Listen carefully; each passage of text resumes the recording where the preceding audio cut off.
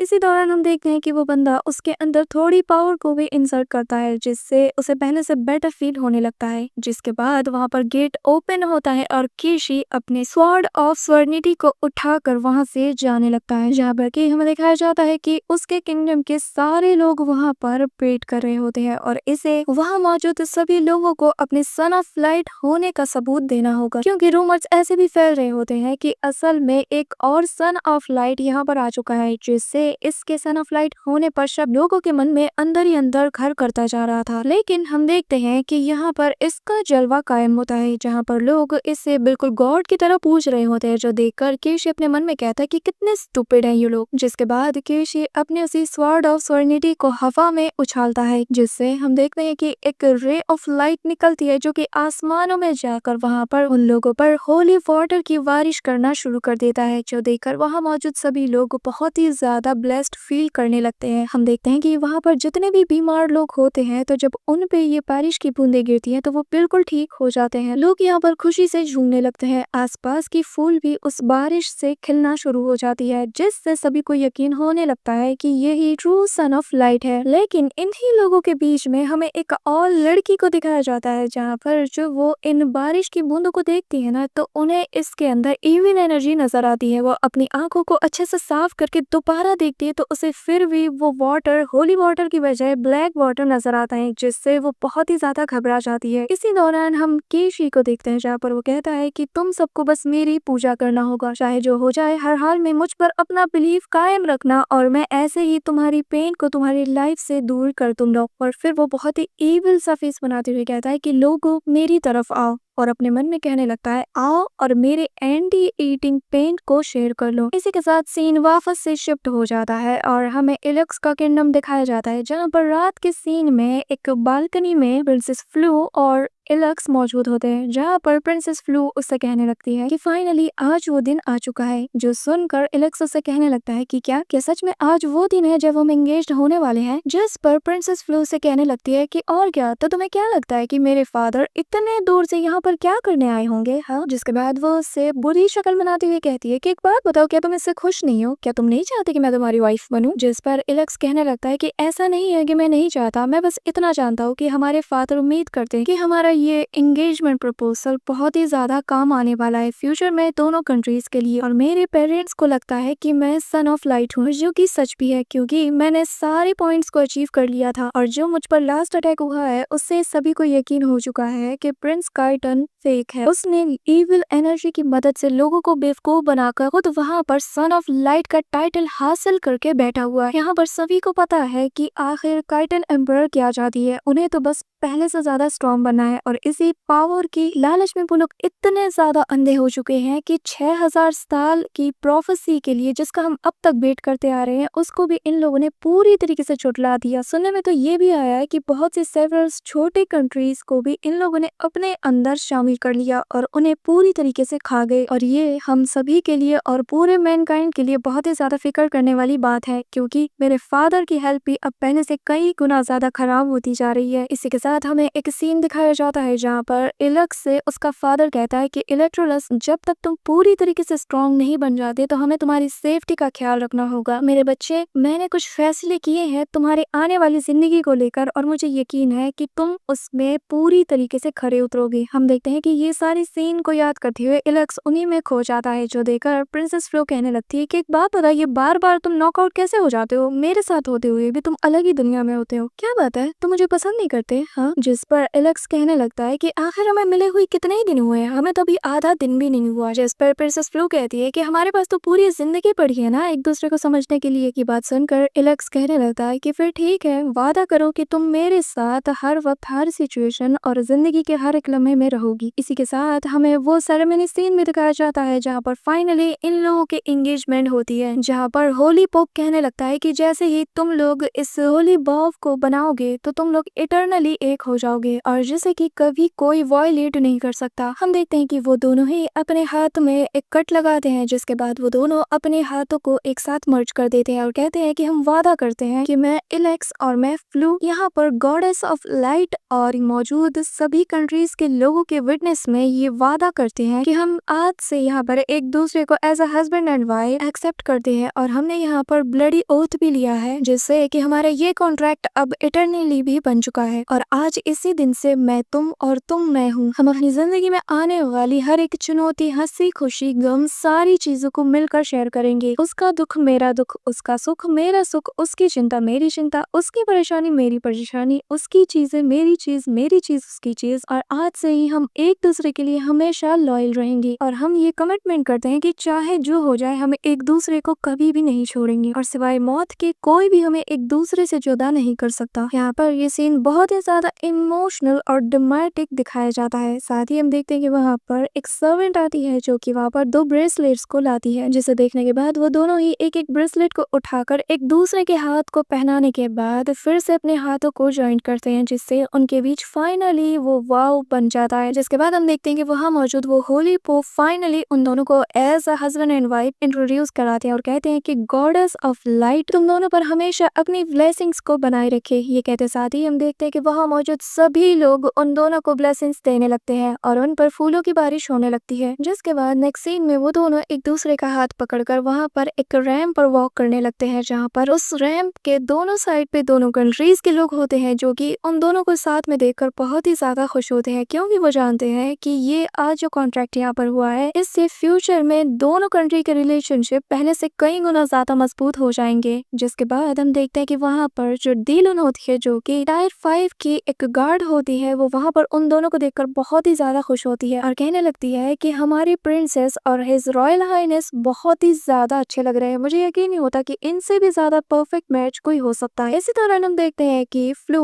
और एलेक्स दोनों ही अचानक से वहाँ से भागने लगते हैं और उन्हें भागता हुआ देखकर वहाँ मौजूद सभी लोग बहुत ही ज्यादा कंफ्यूज हो जाते हैं और वो लोग हैरानी के साथ कहते हैं कि क्या हुआ, आखिर तुम दोनों ऐसे भाग क्यों रहे हो। हम देखते हैं कि वो लोग बिना बताए बस आगे दौड़ते हुए चले जाते हैं और जैसे ही वहाँ पर डेड एंड आता है वो लोग उस ऊंचाई से सीधा जंप लगा देते हैं, जिससे वहाँ मौजूद सभी लोग बहुत ही ज्यादा शॉक्ड हो जाते हैं कि आखिर इन लोगों को क्या हो गया। पीछे से उनके गार्ड्स, मास्टर्स और सभी लोग उन्हें रोकने के लिए आते हैं, लेकिन अगले ही सीन में हम देखते हैं उन दोनों को फ्लू के ड्रैगन ने पकड़ लिया होता है और वो दोनों हवा में वहाँ पर तैरने लगते हैं। और जैसा कि हर एक ड्रामेटिक फिल्म में होता है कि एक ड्रामेटिक सीन के साथ ही मूवी का हीरो बड़ा हो जाता है, और यहाँ भी सेम सिचुएशन होती है जहाँ पर हम देखते हैं कि एलेक्स और फ्लू अब बड़े हो जाते हैं, जहाँ पर फ्लू एलेक्स से कहने लगती है कि क्या तुम्हें याद है कि उस दिन मैंने तुमसे क्या पूछा था, जिस पर वो कोई जवाब नहीं देता। और फ्लू आगे कहने लगती है कि क्या तुम्हें पता है कि मरना किसे कहते हैं। हम देखते हैं कि यहाँ पर एलेक्स उसे कोई जवाब नहीं देता और उसे होल्ड करके वहाँ आपके सीन का मजा ले रहा होता है। चारों तरफ आतिशबाजी होती है और वो दोनों बहुत ही ज्यादा क्वालिटी टाइम स्पेंड करते हैं। इसी के साथ वो दोनों कहते हैं कि हमें उम्मीद है कि हमारा आने वाला फ्यूचर इससे बहुत ज्यादा ब्राइट होगा। इसी के साथ हमें बताया जाता है कि बीते कुछ सालों में भले ही दोनों कंट्रीज की जिंदगी बहुत ही अच्छी चल रही हो, लेकिन दोनों कंट्री के बाहर बहुत ही घमासान युद्ध चल रहा होता है, जहाँ पर कैरेटन एम्पायर पूरी तरीके से एलेक्स के एम्पायर को सप्रेस करने में लगा होता है। दोनों ही आर्मी के बीच घमासान युद्ध चल रहा होता है, जहाँ पर इन लोगों को भी ये पता चल चुका होता है कि असल में सन ऑफ लाइट उनके एम्पायर का प्रिंस नहीं बल्कि एलेक्स है, और इसीलिए वो लोग उन पर कोई भी मौका नहीं छोड़ते कि बस कैसे भी करके उनकी किंगडम को अपना बनाकर एलेक्स को जान से मार डाले, और वो लगातार उसके किंगडम को सप्रेस करने की कोशिश करते रहते हैं। इसी के साथ कुछ दिनों बाद का सीन दिखाया जाता है जहाँ पर एलेक्स अपने फादर के साथ उनके रॉयल पैलेस में मौजूद होता है, जहाँ पर उसे एक स्क्रोल मिलता है जिसमें बताया गया होता है कि जो अपकमिंग बैटल ऑफ जीनियस है वो पूरे कॉन्टिनेंट में होने वाला है, जिसमें से कि हर कॉन्टिनेंट का बेस्ट डिसाइपल यहाँ पर हमें ज्वाइन करेगा और इसके लिए बैटल करेगा। और ये बैटल ऑफ जीनियस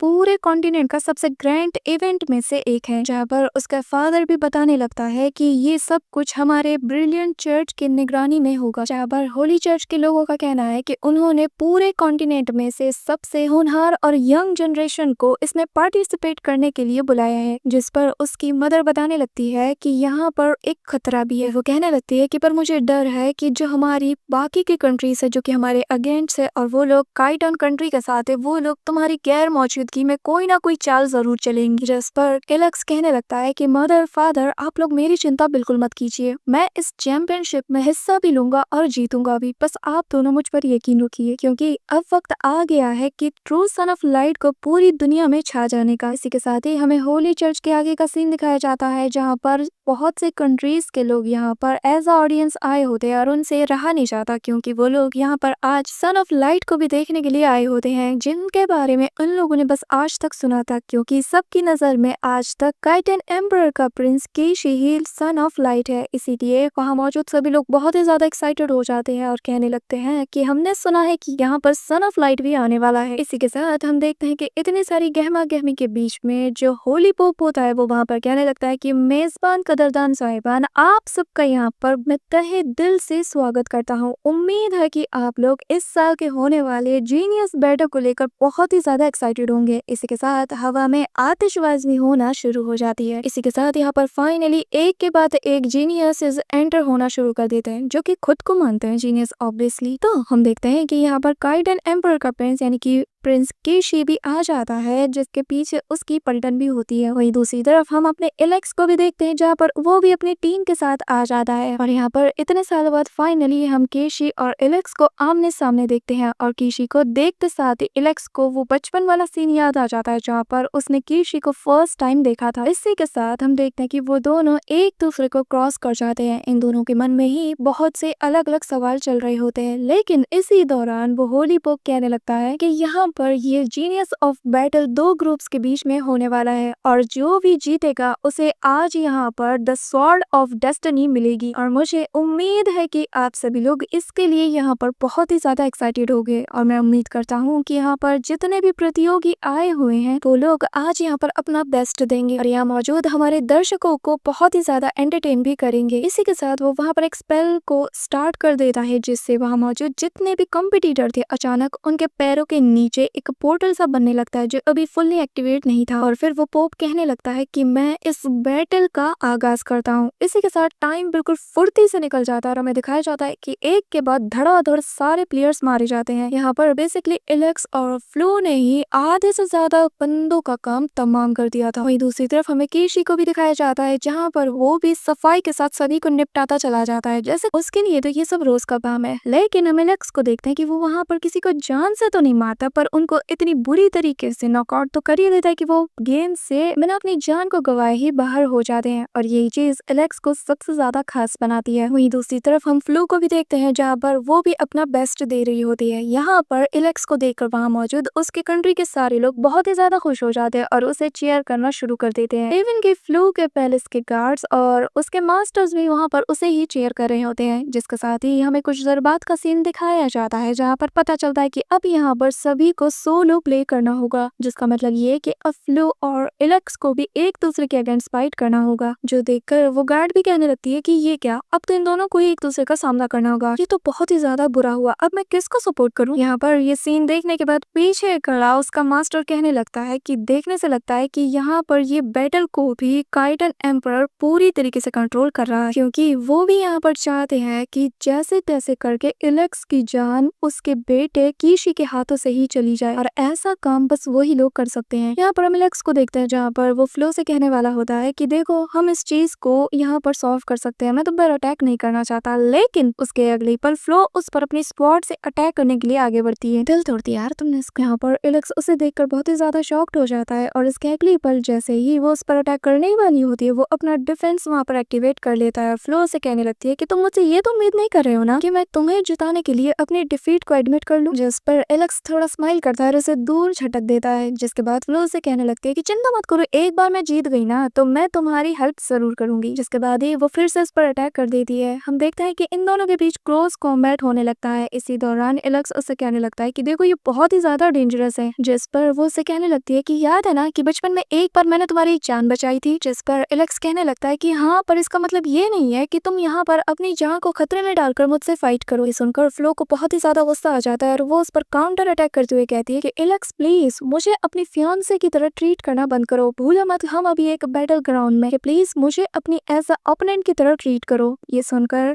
एलेक्स वहाँ पर स्माइल करने लगता है। जिसके बाद हमें नरेटर वॉइस बताती है कि इस टाइम पर इलेक्ट्रोलस को पता ही नहीं था कि जो उसकी फियांसे है उसकी कंपेटिटिव स्पिरिट सभी की इमेजिनेशन के बियॉन्ड है। इसी के साथ हम देखते हैं कि फ्लो उस पर एक के बाद एक लगातार अटैक्स करती रहती है। इसी दौरान हम देखते हैं कि फ्लो अपने उसी ड्रैगन को भी वहाँ पर बुला लेती है और वो भी उसके साथ मिलकर एलेक्स पर अटैक करती है। जो सीन देखकर एलेक्स को बचपन का वही सीन याद आ जाता है जब वो पहली बार फ्लो से मिला था। इससे ये साबित होता है कि उसके दिलो दिमाग में अभी भी फ्लो की वही बचपन की भोली और क्यूट वाली लिटिल गर्ल की इमेज बनी हुई है, और जिसे याद करके वो थोड़ी देर के लिए वीक पड़ने लगता है, जिसका फायदा उठाते ही फ्लो उस पर अपने ताकत को दुगना करते हुए लगातार अटैक करती है। जिससे बचने के लिए इलक्स वहां से दूर भाग जाता है और फिर हम देखते हैं कि वो फ्लू और उसके ड्रैगन को अपने पीछे दौड़ाने लगता है, जहां पर उस पर एक के बाद एक लगातार अटैक फ्लू अपने ड्रैगन के जरिए से कर रही होती है, जिससे इलक्स लगातार डॉज करने की कोशिश करता रहता है। इसी दौरान हम देखते हैं कि जैसे ही फ्लू इस पर एक और थंडर अटैक करती ही है, तभी इलेक्ट्रोलस उस पर अपना डोमेन एक्टिवेट कर देता है। यहाँ मैं बता दूं कि इसके डोमेन की स्पेशलिटी ही यही है कि इसके अंदर ये पूरी चीजों को अपने अंदर कंट्रोल कर सकता है, यानी कि स्पेस और टाइम दोनों को। और फिर नेक्स्ट सीन में इलेक्ट्रोलस अपनी जगह को स्विच करके उसे हरा देता है, जिसके बाद वो उससे पूछने लगता है कि तो बताओ तुम्हें कैसा लगा। जिस पर फ्लो उसे बताने लगते हैं कि देखने से लगता है कि तुम्हारा सेल्फ क्रिएटेड स्किल मेरे पावर पर बहुत ही ज्यादा हैवी है। जिस पर इलेक्स उसे बताने लगता है कि हाँ तुमने सही कहा, लेकिन मैं इसे अभी भी फुल्ली मास्टर नहीं कर पाया हूँ, क्योंकि बीते कुछ सालों में मैं बस इसके अंदर टाइम को ही अभी ठीक से यूज कर पाता हूँ। मुझे स्पेस को भी और अच्छे से यूज करना है। इस सुनने के बाद फ्लो उसे हैरानी के साथ देखते हुए कहती है कि इलेक्स एक बात कहूँ, तुम ना बहुत ही ज्यादा कमाल के हो, और इतने कमाल के फियांसे के आगे हारना मेरे लिए इतना भी ज्यादा शर्मनाक नहीं। जिस पर इलेक्स बताता है कि ऐसी बात नहीं है, तुम भी बहुत ही ज्यादा अमेजिंग हो। जिस पर फ्लो उसे बताती है कि लगता है मेरे जाने का वक्त आ गया है, और बेस्ट ऑफ लक जब भी तुम उस कीशी का सामना करो तो उससे बुरी तरीके से हरा दे, क्योंकि किसे पता कि आखिर इस बार वो कौन सी चाल चलने वाला है। जिसके बाद इलेक्स उसे कहने लगता है कि चिंता मत करो, मैं अपना ख्याल रखूंगा और मैं बाहर तुमसे जल्द ही मिलूंगा। जिसके बाद वो वहां से बाहर आ जाती है और इसकी गार्ड से कहने लगती है कि योर हाइनेस आप बहुत ही ज्यादा कमाल की। लेकिन हम देखते हैं कि फ्लू का चेहरा यहाँ पर उतरा होता है। इसी दौरान हम देखते हैं कि जो विजुअल्स इन सभी को यहाँ पर दिखाए जा रहे थे, अचानक से वो गायब हो जाता है, जो देखकर वहाँ पे लोगों में अफरा तफरी मच जाती है। जो देखकर होली चर्च का वो कहने लगता है कि यहाँ पर पैनिक करने वाली कोई बात नहीं, क्योंकि चर्च ने खुद गारंटी किया है कि सारे प्लेयर की सेफ्टी की जिम्मेदारी उनकी है, और जो भी आज के कंपटीशन का विनर होगा वो कुछ ही वक्त में हमारे सामने हाजिर हो जाएगा। इसी के साथ हमें इलेक्स को दिखाया जाता है, जहाँ पर वापस से वही सारे असैसिन्स मिलकर उस पर अटैक कर देते हैं, जहाँ पर इलेक्स उन सभी को प्यार से मसलते हुए कहता है कि क्या हुआ, तुम सबके पास बस इतना ही दम है। जिस पर कीशी वहां से कहने लगता है कि चिंता मत करो इलेक्ट्रोलस, तुम्हारे साथ खेलने के लिए मैं हूँ ना। ये कहते साथ ही वहाँ पर एक टेलीपोर्ट ओपन होता है, जिसके अंदर से बहुत से मॉन्स्टर बीस्ट बाहर आते हैं, जो देखकर हम देखते हैं कि इलेक्ट्रोलस हवा में जंप करते हुए अपने हाथ में एक जायंट सा लाइट बॉल बना लेता है, जिसके अंदर इंटेंस अमाउंट में लाइट एनर्जी मौजूद होती है, जिससे देखकर वहां मौजूद सारे असैसिन्स उस पर अटैक करने के लिए आगे बढ़ते हैं। लेकिन जैसे ही इलेक्ट्रोलस उस बॉल को ब्लास्ट कर देता है, वहां मौजूद सभी लोग उसके साथ धमाके में उड़ जाते हैं। इसी दौरान पीछे से कीशी तालियां बजाते हुए आ जाता है, कहता है क्या बात है, हाँ तुम बिल्कुल नहीं बदले। जो देखकर इलेक्ट्रोलस कहने लगता है कि हाँ और तुम भी नहीं, तुम जैसा कायर बस पीछे से ही लोगों पर अटैक करना जानता है। जिस पर कीशी कहने लगता है कि इस बातचीत को ना हम अपने गेम के एंड होने के बाद संभाल के रखेंगे, जब तुम मर जाओगे मेरे हाथों में तब तुम आराम से मुझसे बात करना और मैं सुनता रहूंगा, पर फिलहाल के लिए हमारे मैच को शुरू करें। ये कहते साथ ही वो अपने उस स्वॉर्ड ऑफ सोरिजिनिटी को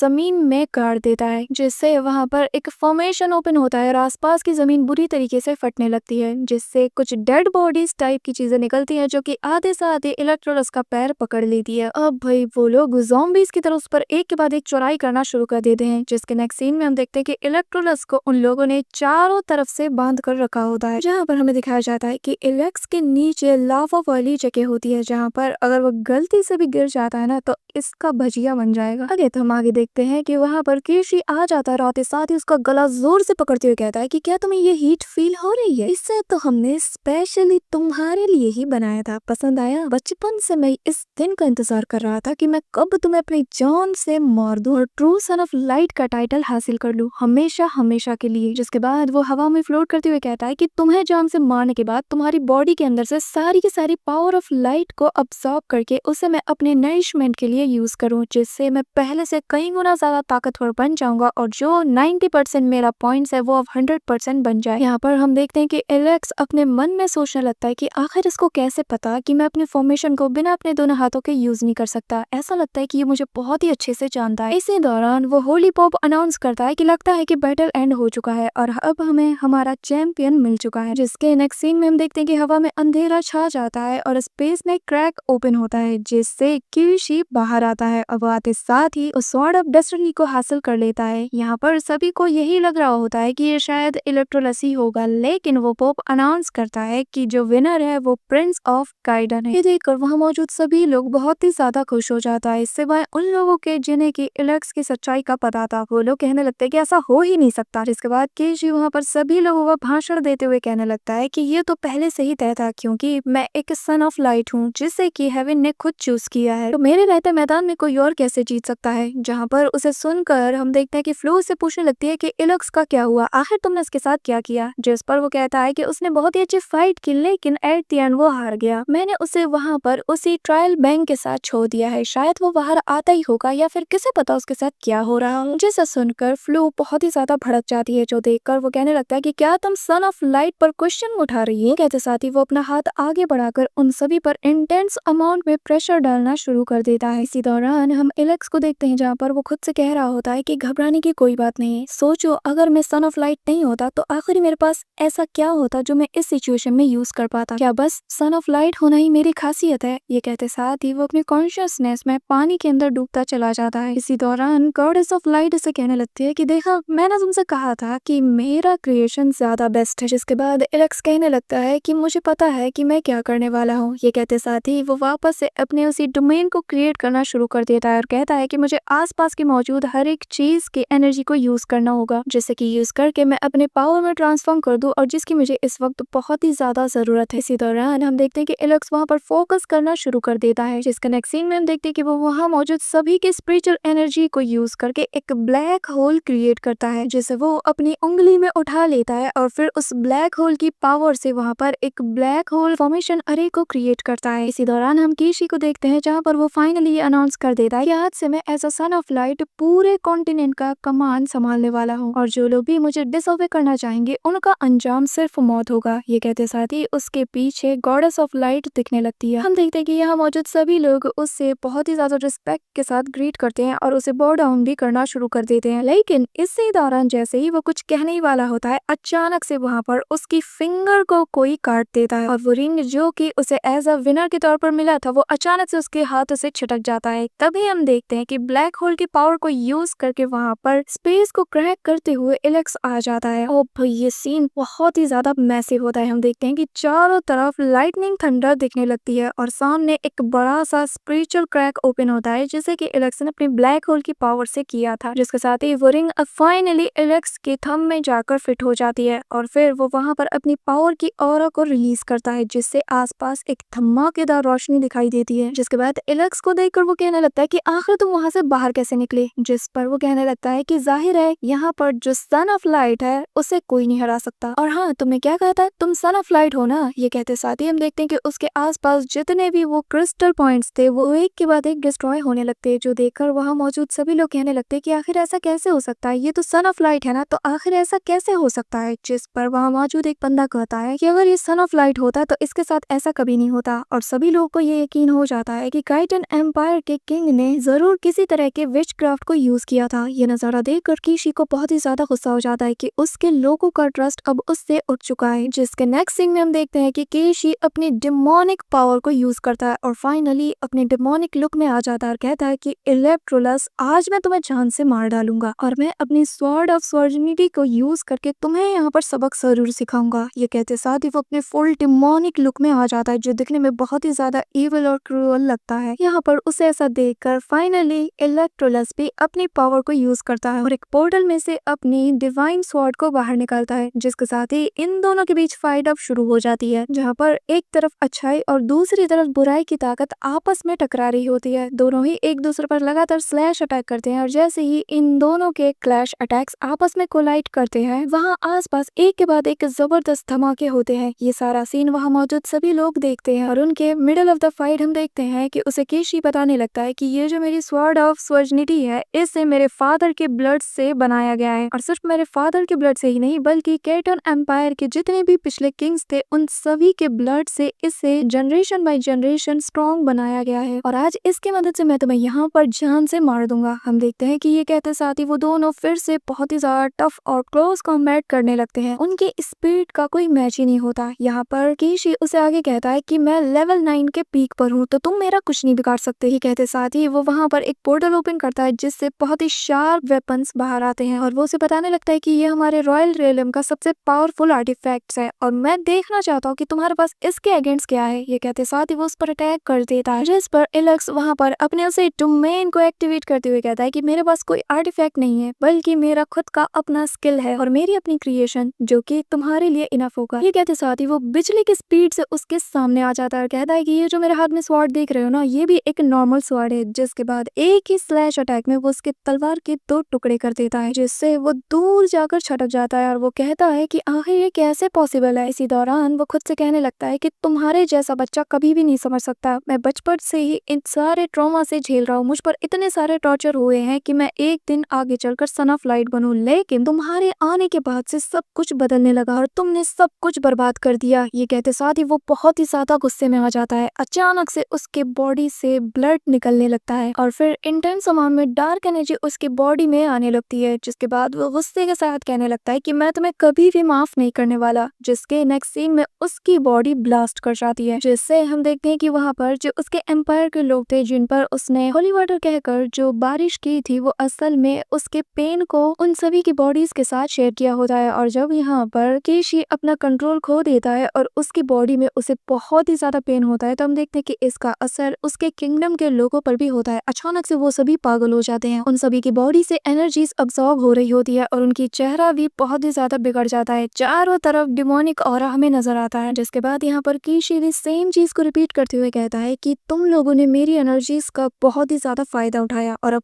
वक्त है कि उसका दुगना तुम मुझे यहाँ पर लौटाओ। जिसके साथ ही हमें उसकी बॉडी को दिखाई जाती है जो अब बिल्कुल ठीक नजर आती है और वो वहाँ पर उन सभी से एनर्जीज को अब्सॉर्ब कर रहा होता है, जिससे हम देखते हैं कि वहाँ पर एक बड़ा डेमोनिक ऑरा वाला वर्टेक्स भी ओपन हो जाता है, जो कि एक के बाद एक चारों तरफ ओपन होना शुरू कर देता है, जो देखकर वहाँ मौजूद सभी लोग बहुत ही ज्यादा कंफ्यूज हो जाते हैं। और इसकी पागलपन और सनक को देखकर हम देखते हैं लक्स उससे कहने लगता है कि देखो तुम्हारे साथ जो कुछ बुरा हुआ मैं मानता हूँ, लेकिन मैं तुम्हें अलाउ नहीं करता कि तुम यहाँ मौजूद सारे इनोसेंट्स लाइफ के साथ खिलवाड़ करो। ये कहते साथ ही हम देखते हैं कि वो अचानक से वहाँ पर गॉड ऑफ लाइट को समन कर लेता है और फिर ट्रू सन ऑफ लाइट होने के नाते वो अपनी ट्रू पावर को यूज करना शुरू कर देता है, जिससे हम देखते हैं कि वो गॉडेस ऑफ लाइट की शील्ड को उस वॉर्टेक्स के अगेंस्ट यूज करता है, जिससे हम देखते हैं कि वहाँ पर जितने भी लोग यहाँ पर केशी के उस डेमोनिक एनर्जी से सफर कर रहे होते हैं, अचानक ही उन सभी को रिलीफ मिलना शुरू हो जाता है, उन सभी से वो डेमोनिक ऑरा हट जाता है। यहाँ पर वो लोग समझ जाते हैं कि असल में ट्रू सन ऑफ लाइट यहाँ पर कौन है। जिसके बाद उनमें से कहने लगता है कि यकीन नहीं होता कि हमारे साथ इतने सालों तक धोखा होता हुआ आ रहा है। आज यहाँ पर गॉडेस ऑफ लाइट को इलेक्ट्रोलस ने समन करके ये साबित कर दिया कि वही ट्रू सन ऑफ लाइट है। यहाँ पर ये सुनकर केशी का दिमाग ही खराब हो जाता है। वो वहाँ पर चिल्लाते हुए कहता है कि यहाँ पर से ट्रू सन ऑफ लाइट अगर कोई है तो वो मैं हूँ। ये कहते साथ ही वो अपने बीस्ट के साथ इलेक्ट्रोलस पर अटैक करने के लिए आगे बढ़ता है, लेकिन हम देखते हैं कि अचानक से इलेक्स वहाँ पर एक कमाल की लाइन कहता है कि केशी अब वक्त आ गया है कि तुम्हें तुम्हारे कियो का अंजाम दिया जाए। ये कहते साथ ही वो बहुत ही स्टाइल के साथ थैनोस की तरह वहाँ पर एक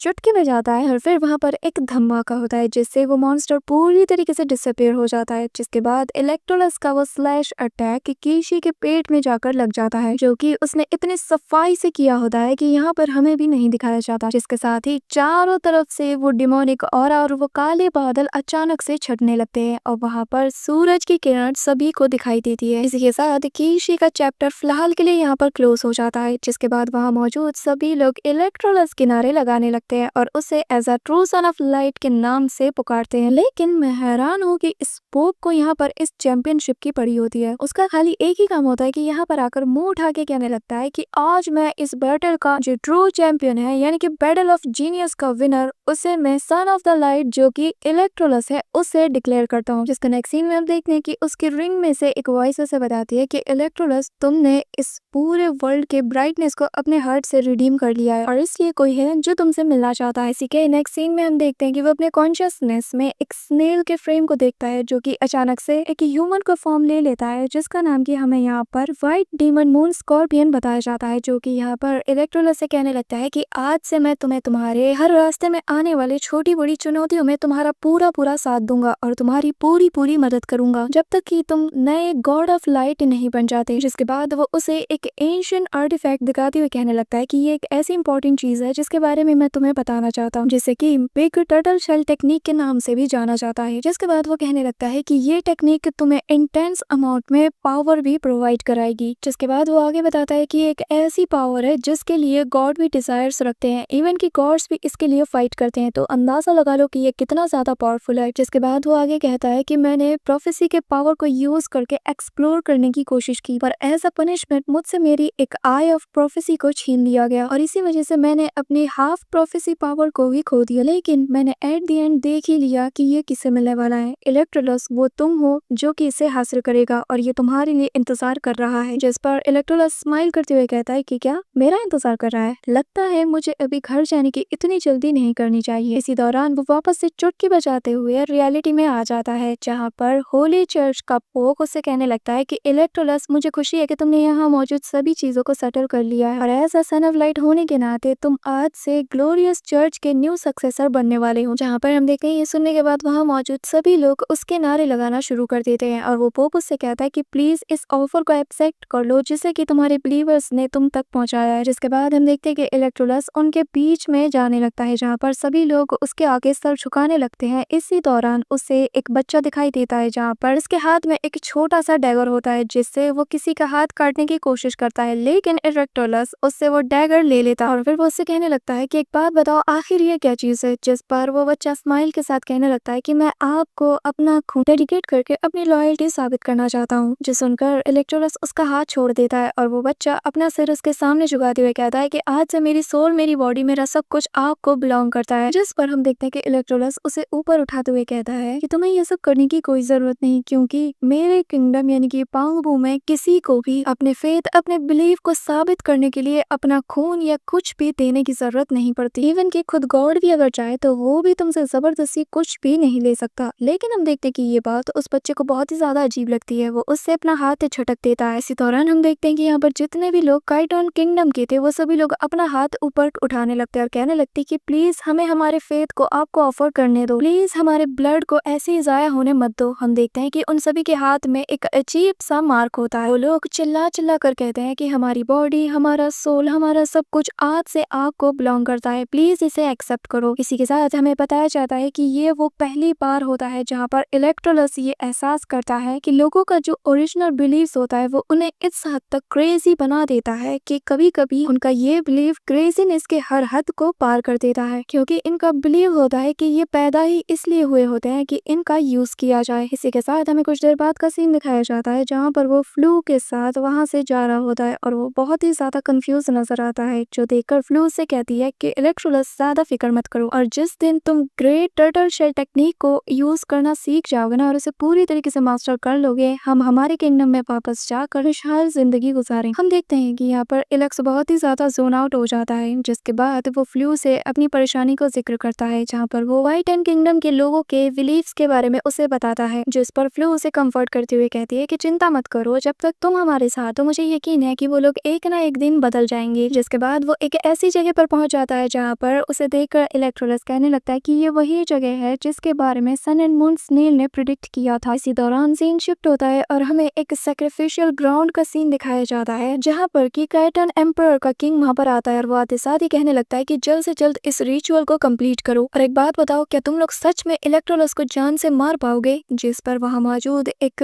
ब्लैक हुडेड पर्सन कहने लगता है कि हमारे गॉड ने एक बार चमत्कार करके दिखाया है, जिससे उसने तुम्हारे बेटे को ऑलमोस्ट सन ऑफ लाइट बना दिया था, तो दूसरी बार क्यों नहीं हो सकता? जिसे सुनकर किंग ऑफ काइटन वहाँ से सेंटर में चला जाता है, जिसके बाद वो एक डैगर को उठाते हुए कहता है कि बेटे मैं तुम्हें साथ देने के लिए तुम्हारे पास आ रहा हूँ, और फिर वो उस डैगर को अपने आर पार कर देता है और जैसे ही उसका ब्लड उस रिचुअल में गिरता ही है, हम देखते हैं कि वो फॉर्मेशन ग्लो करने लगता है और वहाँ मौजूद जितने भी ब्लैक मैजिक यूजर्स थे वो कुछ ना कुछ स्पेल करने लग जाते हैं और फिर वहाँ पर एक ब्लैक स्मोक का बॉल बन जाता है जिसके अंदर वो सारे विचेस गायब हो जाते हैं। इसी दौरान हमें इलेक्स को दिखाया जाता है जहाँ पर वो फ्लू से कहता है कि हम बस पहुंचने वाला है, लेकिन तभी उसके सामने एक बड़ा सा जाइंट स्टोन आ जाता है और उसके ऊपर से अचानक से एक बड़ा सा आग का गोला गिरने वाला होता है, जो देखकर फ्लू उसे बचाने वाली होती है, लेकिन इलेक्ट्रोलस उसे धक्का दे देता है। जिसके बाद ही हम नेक्स्ट सीन में देखते हैं कि इलेक्ट्रोलस वहाँ पर फॉरबिडन एरिया ऑफ डेथ पर टेलीपोर्ट हो जाता है, जहाँ पर उसे बांध कर रखा गया होता है और एक वॉइस कहती है कि आखिर यहाँ पर गॉड ऑफ डेथ को किसने समन किया। इसी दौरान वहाँ पर वो विच कहने लगता है कि मैंने आपको यहाँ पर समन किया है क्योंकि हमारे कॉन्ट्रैक्ट के अकॉर्डिंग आपको यहाँ पर इस इलेक्ट्रोलस नाम के बंदे को जान से मारना होगा, जो कि सन ऑफ लाइट है। ये सुनते ही हम देखते हैं कि गॉड ऑफ डेथ अपनी एक फिंगर से जो बंदा वहाँ पर स्पीक कर रहा था उसको जान से मार देता है, जिसे सुनकर पास खड़ा बंदा कहता है कि प्लीज अपने कॉन्ट्रैक्ट के हिसाब से ही काम कीजिए, लेकिन गॉड ऑफ डेथ उसे भी जान से मार देता है और कहता है कि मुझे अपना कॉन्ट्रैक्ट याद है। जो सुनकर यहाँ पर इलेक्ट्रोलस कहने लगता है कि देखने से लगता है कि इन सब मामलों में इन लोगों ने गॉड ऑफ डेथ को भी नहीं छोड़ा, जिस पर वो बताता है कि इन्होंने मुझे सेक्रीफाइसेस प्रोवाइड की हैं, तो मुझे कॉन्ट्रैक्ट के हिसाब से तुम्हें आज यहाँ पर जान से मारना ही होगा। ये कहते साथ ही वो उस पर एक पावरफुल सा अटैक कर देता है, जो देखकर इलक्स वहाँ पर अपनी डोमेन बाउंड्री को यूज करता है। पर भाई वो गॉड ऑफ डेथ इतना ज्यादा पावरफुल होता है कि वो उसके डोमेन को यूं चुटकियों में डिस्ट्रॉय कर देता है, जिसके बाद वो उसके दोनों हाथों पर शार्प नेल्स को घुसा देता है। जिसके नेक्स्ट सीन में वो कहता है कि क्या हुआ, बस तुम्हारे पास इतना ही है, मुझे लगा तुम यहाँ पर मुझे सरप्राइज कर दोगे। ये कहते साथ ही वो उस पर और अटैक कर देता है, जो देखकर वहाँ पर electro divine sun moon scorpion को बुला लेता है। जिसके बाद वो कहने लगता है कि ये बिल्कुल वैसा ही हुआ जैसा कि तुमने प्रिडिक्ट किया था। इसी के साथ हमें पास्ट का एक सीन दिखाया जाता है, जहाँ पर डिवाइन सन मून ने इससे कहा था कि मैं तुम्हें एक बात याद दिला दूं कि जब तुम ग्रेट टर्टल शेल टेक्निक को अप्रोच के लिए जाओगे, तुम्हारे पास इतना ज्यादा करेज और स्ट्रेंथ होना ही चाहिए कि तुम डेथ को फेस कर सको। जिसके नेक्स्ट सीन में हमें प्रेजेंट टाइम दिखाया जाता है, जहाँ पर सन मून स्नेल उसे कहने लगता है कि मैं यहाँ पर इसे थोड़ी देर के लिए संभाल सकता हूँ, लेकिन बाकी सब अब तुम पर डिपेंड करता है। ये कहते साथ ही वो उसके फोरहेड को टच करके वहाँ से उसे धक्का दे देता है। जिसके नेक्स्ट सीन में हम देखते हैं कि इलेक्ट्रोलस एक पोर्टल के थ्रू होते हुए उसी टर्टल टेक्निक के डायमेंशन में पहुंच जाता है। जिसके बाद जैसे ही वो वहाँ पर लैंड करता है, उसके मुंह से खून आना शुरू कर देता है और एक वॉइस वहाँ पर बताने लगती है कि इलेक्ट्रोलस तुम यहाँ पर इंस्ट्रक्शन को फॉलो करते हुए आ पहुंचे हो। इसी दौरान वहाँ पर इलेक्ट्रोलस का एक और इल्यूजन उसे दिखाया जाता है और वो वॉइस कहती है कि मुझे यकीन है कि तुम यहाँ पर उस टेक्निक को हासिल करने ही आए हो, जिससे कि तुम इतने ज्यादा पावरफुल बन जाओ कि तुम गॉड ऑफ डेथ को भी हरा सको। तो क्या उस ग्रेट फिश आर्मर टेक्निक को ऑब्टेन करने के लिए टेस्ट को शुरू किया जाए। हम देखते हैं कि ये सेम वर्ड पीछे एक छोटी लड़की भी रिपीट करती है। जैसे ही वो उसे मुड़कर देखता है, वो वहाँ से गायब हो जाती है। तभी उसके सामने खड़े उस इल्यूजन का गला कोई घोंट देता है, जिससे इलेक्ट्रोलस को पेन होना शुरू हो जाता है। तभी वहाँ पर एक और ओल्ड लेडी आती है, जो कि उससे कहती है तुम जिस टेक्निक को पाने के लिए यहाँ पर आए हो, ये इतना भी आसान नहीं है। इसी दौरान उसका एक और इल्यूजन को आकर कोई जान से मार देता है, जिससे फिर से इलेक्ट्रोलस को दर्द होना शुरू हो जाता है। जिसके बाद वो औरत फिर से कहने लगती है कि ये कभी भी इतना ज्यादा सिंपल नहीं रहा है जैसा कि तुमने सोचा है, लेकिन ये इतना भी ज्यादा मुश्किल नहीं है, बस लोगों ने ही इसको कॉम्प्लेक्स बना दिया है। यहाँ पर साफ जाहिर होता है कि वो लेडी और उसके बाकी के सारे रूप वहाँ पर इलेक्ट्रोलस को उसकी बातों में उलझाए रखते हैं। जिसके बाद वो लेडी उससे कहने लगती है कि इससे पाने का बस एक ही तरीका है, और जो कि तुम्हारे पीछे ही मौजूद है। सिर्फ एक गॉड ही दूसरे गॉड को जान से मार सकता है, क्योंकि जो फर्स्ट सन ऑफ लाइट था उसने सन एंड मून स्नेल को खा लिया था, जिससे उसके पास एक ड्रैगन से भी ज्यादा इंटेंस अमाउंट में पावर आ गया था। इसी दौरान हम देखते हैं कि कोई पीछे से आकर इलेक्ट्रोलस की आंखों को बंद कर देता है। जिसके बाद वो लेडी वहाँ पर क्रीपी तरीके से उसे टच करते हुए कहती कि जाओ और जाकर सन मून को खा लो, जाओ जाओ जाओ और उसे जान से मार दो, जिसके बाद तुम फाइनली एक ट्रू गॉड ऑफ ग्लोरी बन जाओगे। यहाँ पर हमें बताया जाता है कि इलेक्ट्रोलस के सेल्फ कॉन्शियसनेस में उसका टेस्ट चल रहा होता है। जिसके नेक्स्ट सीन में हमें उसके हाथ में एक छोटा सा डैगर दिखाया जाता है और एक लड़की उसके कान में आके कहती है कि dear third son of light, तुम्हें बस एक छोटा सा काम ही तो करना है, जाओ और जाकर सन एंड मून स्नेल को मार दो और उसे खा जाओ, जिसके बाद तुम्हारे पास बियॉन्ड लेवल की गॉड पावर्स आ जाएंगी। यहाँ पर हम देखते ही कहते साथ ही वो उसके एक इल्यूजन का गला फिर से घोट देती है, जिससे इलेक्स को बहुत ही ज्यादा पेन होता है। जिसके बाद इलेक्ट्रोलस खुद से कहने लगता है कि अब मैं समझा कि जो सन मून स्नेल और सन ऑफ लाइट है, ये दोनों सेम ओरिजिन के हैं और मुझे सबसे पहले सन मून स्नेल को जान से मारना होगा, तभी मेरी ट्रू पावर एक्टिवेट हो जाएंगी। ये कहते साथ ही हम देखते हैं कि वो स्टैगर को लेकर सन मून स्नेल के करीब जाता है और वहाँ पर वो सारी लेडीज उससे कहने लगती है कि हाँ जाओ आगे बढ़ो और इसे जान से मार दो। यहाँ पर ये खुद से कहता है कि ये मेरी डेस्टिनी है कि मुझे इसे जान से मारना ही होगा। जिसके नेक्स्ट सीन में हम देखते हैं कि वो सन मून स्नेल को मारने के लिए अपने डैगर को ऊपर उठा लेता है, जो कि दूर से वो ओल्ड लेडी जो कि ग्रेट टॉर्टोइस टेक्निक होती है वो देख कर स्माइल करती है और कहती है कि हाँ इसे जान से मार दो। जिसके बाद वहाँ मौजूद सभी लोग उसके कान में आकर खुसखुसाते हैं कि हाँ मारो मारो मारो, लेकिन हम देखते हैं कि उसके अगले ही पल इलेक्ट्रोलस उसका गला पकड़ लेता है और कहता है कि तुम्हें क्या लगता है कि मैं डेस्टिनी पे यकीन करता हूँ? हाँ, मैं सिर्फ खुद पर यकीन रखता हूँ और तुमने अब तक जो भी खेल यहाँ पर खेला है ना, वक्त आ गया है कि उन सभी को यहाँ पर खत्म किया जाए। जो सुनकर हम देखते हैं कि वो लेडी वहाँ पर स्माइल करने लगती है और अचानक से उसकी बॉडी डिसअपियर हो जाती है। जिसके बाद वो लेडी दूर से कहती है कि इलेक्ट्रोलस तुम्हारे पास कोई भी डिजायर नहीं है, तो इसलिए तुम गॉड नहीं बन सकते। जिस पर वो कहता है कि dear big turtle shell technique, आखिर तुम्हारा इससे क्या मतलब है? जिस पर दूसरी वॉइस कहती है कि जैसा कि इसने कहा कि तुम नहीं बन सकते तो बस नहीं बन सकते, और ये टेक्निक तुम्हें कभी भी नहीं मिल सकती, क्योंकि इसे यूज करने वाला जितना ज्यादा डिजायर रखता होगा उतना ही ज्यादा वो पावरफुल होगा, जितना ज्यादा वो पावरफुल होगा उतना ही ज्यादा मैं भी पावरफुल होंगी, जब तक कि वो खुद के हाईएस्ट लेवल के स्टैंडर्ड तक नहीं पहुंच जाते जैसा कि एक गॉड होता है। लेकिन जो ग्रेट टर्टल टेक्निक है उसकी पावर इस टाइप की नहीं है जो कि दूसरों के एमिशंस को सपोर्ट करने में इंटरेस्टेड हो। जिसके बाद वो कहती है कि ये पावर हमें यूनिवर्स से मिलती है और इलेक्ट्रोलस तुम एक ऐसे इंसान के हो जो कि खुद पर स्ट्रॉन्ग डिटर्मिनेशन रखता है। जिसके बाद वो छोटी लड़की कहती है पास्ट, वो बीच वाली लड़की कहती है प्रेजेंट और वो ओल्ड लेडी कहती है फ्यूचर। और आज the great three turtle techniques के ये तीनों फॉर्म तुम्हारे साथ विलिंगली कॉन्ट्रैक्ट बनाने के लिए इंटरेस्टेड है। और फिर वो तीनों साथ में कहती है कि हम तुम्हें अलाउ करते हैं कि तुम ग्रेट फिश आर्मर टेक्निक को यूज कर सको। और आज से ये टेक्निक तुम्हें ही बिलोंग करती है। जिसके बाद वो वॉइस से कहती है कि आज से तुम इसे फुल्ली अपने अकॉर्डिंग यूज कर सकते हो और बताओ आखिर तुम किस टाइप का वर्ल्ड क्रिएट करना चाहते हो। जिसके बाद इलेक्ट्रोलस उसके करीब जाकर उस टर्टल शेल को अपने हाथों से पकड़ता है और फिर हमें प्रेजेंट टाइम का सीन दिखाया जाता है जहाँ पर वो एरो जैसे ही सन मून स्नेल को हिट करता है इसी दौरान उसका शील्ड डिस्ट्रॉय हो जाता है और वो डेथ ऑफ गॉड कहने लगता है कि आज तुम्हें यहाँ पर कोई भी मुझसे नहीं बचा सकता। लेकिन इसके अगले सीन में हम देखते हैं कि इलेक्ट्रोलस अपनी आईज ओपन करता है और वहाँ पर एक बहुत बड़ा धमाका होता है और फिर हम फाइनली देखते हैं कि इलेक्ट्रोलस सन मून स्नेल की बॉडी में मर्ज हो जाता है। जिसके बाद वो अपने उसी टेक्निक को यूज करता है जिसे देखकर वहाँ पर गॉड ऑफ डेथ हैरान हो जाता है और कहता है कि आखिर इंटेंस अमाउंट्स में पावर तुम्हारे पास कहाँ से आई। जिसके बाद उस टेक्निक का सेकंड फॉर्म भी अपनी पावर को एक्टिवेट कर देता है जिससे जैसे ही गॉड ऑफ वॉर उस पर एक के बाद एक अटैक करता है लेकिन उसका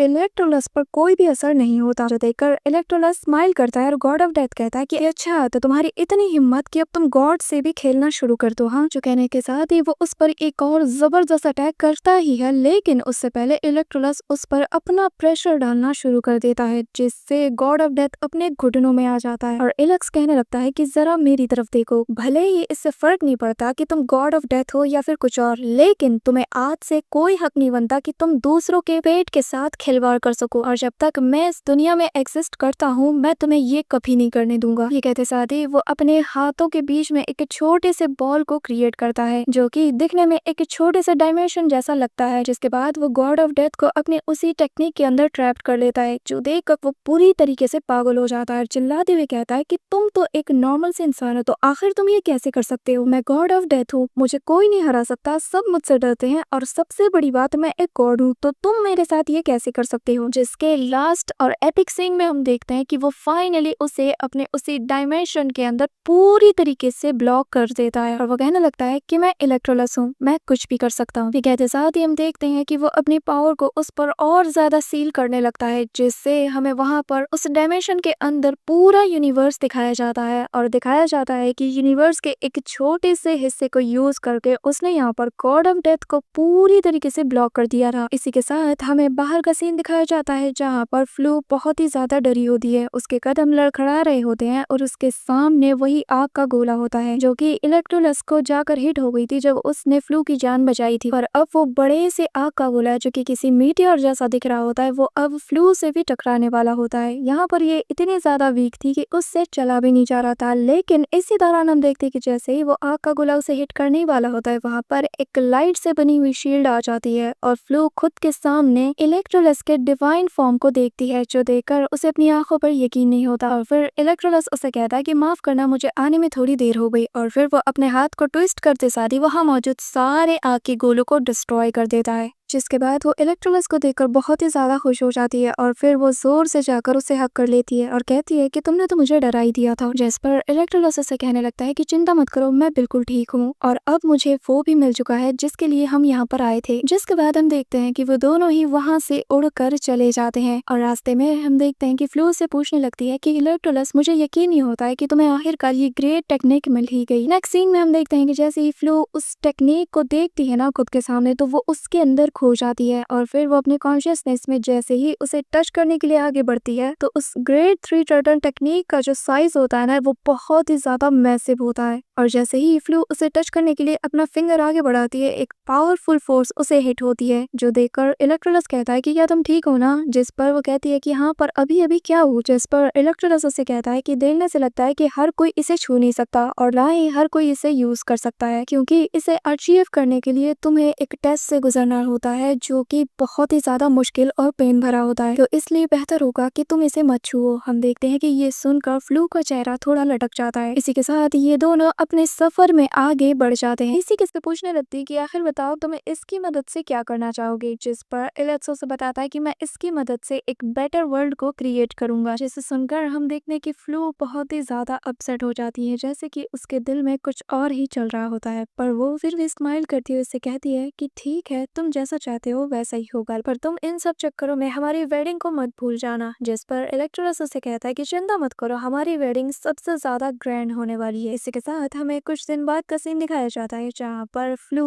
उस होली चर्च में आकर प्रेयर करने लगती है। इसी दौरान उसका फादर वहाँ पर आकर कहने लगता है कि मुझे तुम दोनों की मैरिज का बहुत ही बेसब्री से इंतजार है, क्योंकि इसके बाद मैं मेरे अपने थ्रोन को एलेक्स के हवाले कर दूंगा। जो सुनकर हम देखते हैं कि फ्लू अचानक से बहुत ही ज्यादा परेशान हो जाती है और वो अपने फादर से कहती है कि क्या आपने मुझसे प्रॉमिस नहीं किया था कि आप फ्यूचर में आगे चलकर मुझे अपनी कंट्री का सारा दारोमदार मेरे हाथों में छोड़ देंगे, तो आखिर आपके वादे का क्या हुआ है। जिस पर उसका फादर कहता है कि जब मैंने तुमसे ये प्रॉमिस किया था तब मुझे पता नहीं था कि एलेक्स इतना ज्यादा अच्छा इंसान होगा और वो इतना ज्यादा केपेबल होगा कि वो हम सभी को सरपास कर देगा। हमारी कंट्री को एक ऐसे ही राजा की जरूरत है। हम देखते हैं कि ये बात यहाँ पर फ्लू को बिल्कुल भी पसंद नहीं आती। इसी के साथ उसका फादर से आगे समझाते हुए कहता है कि मैं चाहता हूँ कि तुम इस काम में एलेक्स का पूरा पूरा साथ दो। जिस पर वो अपने फादर से कहते हैं कि फादर, पर ये गलत है, आपने मुझसे वादा किया था और मेरा बचपन से यही ड्रीम रहा है कि मैं एक दिन हमारी कंट्री को लीड करूंगी। जिस पर उसका फादर कहता है कि हाँ हाँ मैं समझ गया, पर मैंने जो अरेंजमेंट्स पहले से ही कर दी है उस पर तुम सवाल नहीं उठा सकती। हम देखते हैं कि उसके फादर का ये रवैया फ्लू को बिल्कुल भी पसंद नहीं आता। इसी के साथ हमें दिखाया जाता है कि फाइनली वो दिन भी आ जाता है जिस दिन इलेक्ट्रोलस और फ्लू की वेडिंग होने वाली थी, जहाँ पर अपना इलेक्ट्रोलस सूट बूट में बिल्कुल बन ठन के वहाँ पर आ जाता है और उसे जाता हुआ देखकर उसके कंट्री के बहुत से लोग उसे कुछ गिफ्ट्स भी देते हैं, साथ ही उसे बहुत सी ब्लेसिंग्स भी देते हैं। जिस पर इलेक्ट्रोलस सभी से कहने लगता है कि आप सभी के इतना ज्यादा प्यार के लिए बहुत बहुत शुक्रिया। ये कहते साथ ही वो वेन्यू पर पहुंचने लगता है कि तभी पीछे से इसके मदर एंड फादर कहते हैं कि इलेक्ट्रोलस, हमने तुम्हारी इस ग्रैंड वेडिंग के लिए तुम दोनों के लिए एक बहुत ही अच्छा गिफ्ट को प्रिपेयर किया है। जिसके बाद हमें दिखाया जाता है कि असल में वो गिफ्ट ये होता है कि उसके फादर और मदर ने ये डिसाइड किया होता है कि आज से वो लोग अपनी कंट्री का सारा दारोमदार अपने बेटे इलेक्ट्रोलस के हाथों में सौंपेंगे। जिसके साथ ही उसका फादर उसे क्राउन पहनाते हुए कहता है, यहाँ मौजूद सभी लोग आज इस बात के गवाह हैं कि तुम अब से इस कंट्री के नए किंग हो और आज से ये थ्रोन तुम्हारा हुआ। हम देखते हैं कि उसके क्राउन सेरेमनी के साथ ही वहाँ मौजूद सभी लोग बहुत ही ज्यादा खुश हो जाते हैं और उसके फादर कहता है कि अब हमारे न्यू किंग के वेडिंग सेरेमनी को स्टार्ट किया जाए। इसी दौरान हमें एलेक्स के दोनों मास्टर्स को दिखाया जाता है, जहाँ पर उनमें से एक रोता है, जिसे देखकर दूसरा कहता है कि आखिर तुम रो क्यों रहे हो। जिस पर वो बताता है कि हमारा छोटा सा नन्हा सा योर हाइनेस अब इतने ज्यादा बड़े हो गए हैं कि आज उनकी वेडिंग है। इसी दौरान हम प्रिंसेस फ्लू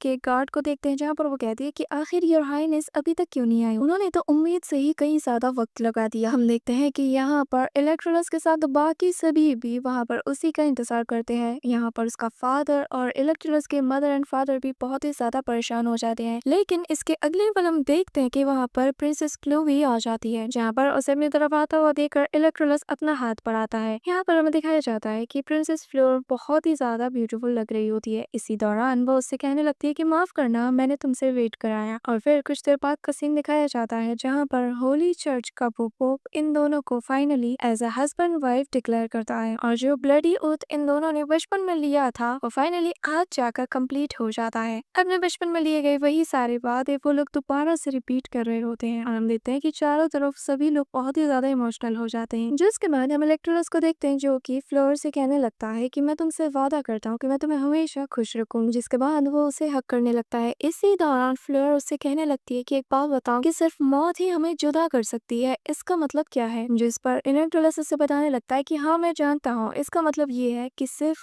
मौत ही हमें एक दूसरे से अलग कर सकती है। जिस पर वो कहने लगती है कि हाँ सिर्फ मौत ही हमें अलग कर सकती है। ठीक है, तो साथ ही हम नेक्स्ट सीन में देखते हैं कि फ्लोर ने अचानक से इलेक्ट्रोलस के पेट में अपने डैगर को घुसा दिया था, जिससे वहाँ मौजूद सभी लोग बुरी तरीके से शॉक्ड हो जाता है। इवन कि इलेक्ट्रोलस को कुछ भी समझ नहीं आ रहा था कि अभी जिससे उसकी शादी हुई, जो उसकी वाइफ है, उसने उस पर अटैक किया। पर हम देखते हैं कि जब इलेक्ट्रोलस फ्लोर की तरफ देखने लगता है तो उसकी आंखों में बहुत ही ज्यादा किलिंग इंटेंट नजर आता है। जो भोली वाली सीधी सादी और मासूम फ्लोर उसे अपने सामने अब तक नजर आती थी, अचानक से वो किसी कातिल की तरह से दिखने लगती है। जिसके बाद हम देखते हैं कि जैसे इलेक्ट्रोलस का ब्लड का एक कतरा जमीन पर गिरता है, अचानक से वहां पर एक पावरफुल फोर्स सभी को हिट होती है, जिससे वहां मौजूद सारे गार्ड्स कहने लगते हैं कि आखिर यहाँ पर क्या हो रहा है। जिसके बाद उसका मास्टर कहने लगता है कि लगता है यहाँ पर कुछ गड़बड़ है। जिसके अगली बार हम देखते हैं कि वहां पर एक पोर्टल ओपन होता है, जिससे वही सारे असासिन्स बाहर आते हैं, जहाँ पर आते साथ ही वो कत्लेआम मचाना शुरू कर देते हैं। इसी दौरान वो इलेक्ट्रोलस को दिखाया जाता है, जहाँ पर उसे कुछ भी समझ नहीं आता और फिर वो अपनी कपकपाती हुई आवाज से उससे पूछने लगता है कि आखिर क्यों। जिस पर वो उस डैगर को छोड़ते हुए पीछे हट जाती है और अपनी गुस्से भरी आवाज से कहती है कि क्यों,